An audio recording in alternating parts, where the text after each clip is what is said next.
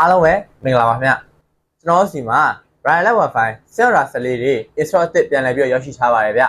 ဒီဆက်လေးတွေကကြတော့ 4G 5G internet line support ပေးမဲ့အပြင်မှာ line share speed ကလည်းပဲ300 Mbps လောက်ပါလာဖြစ်တဲ့အတွက်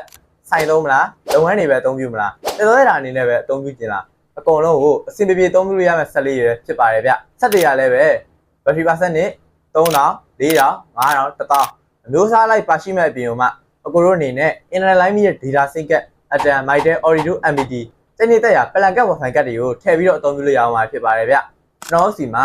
ဒီ Wi-Fi ဆက်လေးတွေကိုလက်လီလက်ကားအနေနဲ့လည်းပဲအနည်းဆုံး9လုံး10လုံးကနေစပြီးတော့မှာယူအားပေးလို့ရနေပြီဖြစ်ပါတယ်ဗျကျွန်တော်အခုမိတ်ဆက်ပေးတဲ့ဆက်လေးတွေကိုမှာယူအားပေးလို့က